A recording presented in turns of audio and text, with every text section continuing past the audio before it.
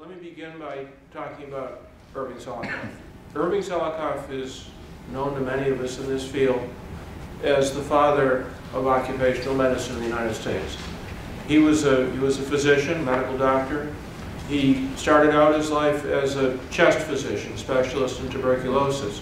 And in fact, Dr. Selikoff actually had two very important careers. The first half of his professional life, till the age of 50-something, he was basically a specialist in tuberculosis who made groundbreaking discoveries in the treatment of tuberculosis. And in fact, he was awarded an award called the Lasker Award for being a pioneer in the use of a drug called INH, isoniazid, in the treatment of tuberculosis, a drug which is a mainstay even today, 40 years later, in the treatment of tuberculosis. And the Lasker Award has been called by some the Nobel Prize of Public Health, and Dr. Selikoff won that for work that he did before he ever heard of asbestos. So that tells you that this was a man who was a giant in two major areas of medicine. My best understanding of how Dr. Selikoff became involved with asbestos had to do with the fact that he had a private practice certain days of the week over in Paterson, New Jersey. He was always associated with Mount Sinai, but he had a private practice over in Paterson. And in the late 60s, early 70s, in that period of time, he began to see workers who had worked at a plant called UNARCO, which was called United Asbestos and Rubber Company, located in Paterson. The UNARCO plant had made asbestos products for the Navy for use in warships during World War II. Most of the exposures were relatively brief. Men only worked there 3, 5, 6 months because then they got drafted and went overseas. But apparently the conditions in the plant were awful. The exposures were intense. Those men breathed a large amount of asbestos in a relatively short amount of time. And 20 years later, when Dr. Selikoff started seeing them, they were appearing in his clinic with these interesting shadows, markings on their chest x-rays, a kind of marking on the chest x-ray that he had never seen before. It was certainly not something that he'd ever seen in all his years of peering at the x-rays of patients with tuberculosis. And he was a smart physician. He asked these men, "Where do you work? What do you do? What's your livelihood?" And without exception, these men with the funny markings on their lungs said, "I work with asbestos at UNARCO." And after he'd seen a few, the light went off and he said, "I bet asbestos is causing disease in these men." And so he partnered with the Asbestos Workers Union, members of whom are here today, and he first did a smallish study in the UNARCO plant. Then he did a somewhat larger study, New York and New Jersey, locals 12 and 32 of the Asbestos Workers Union, and confirmed the findings in UNARCO, namely that these men who worked as asbestos insulators had occupational exposures to asbestos, that they had all sorts of changes in their lungs, which we now call asbestosis.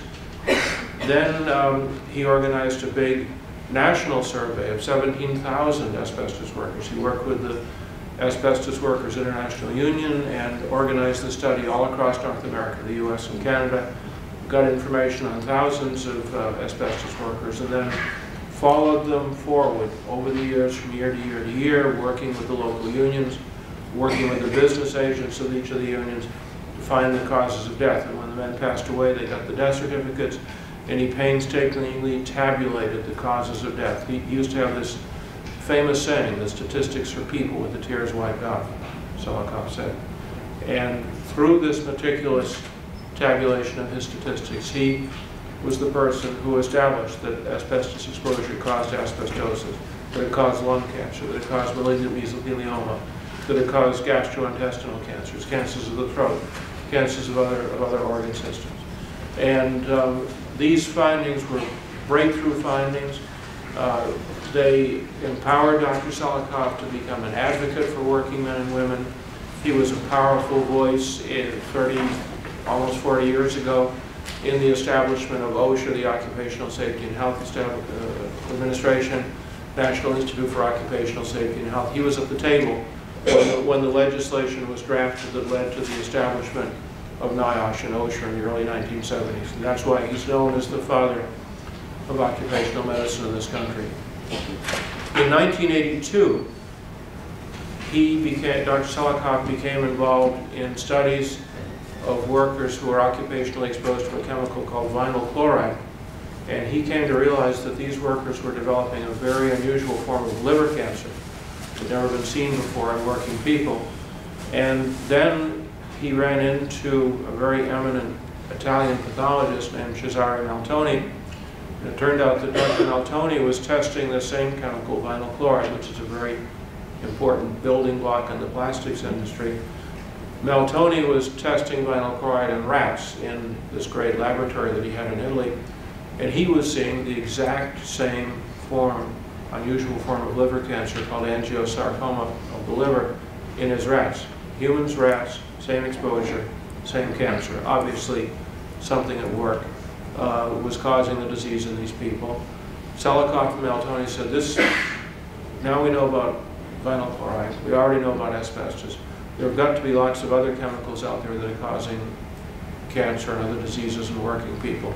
We need an independent, honest society, not in the pocket of any vested interest, who will speak up for working people, who will do honest science, and who will communicate honest scientific findings without fear or favor to the people that make rules, write regulations, set policy.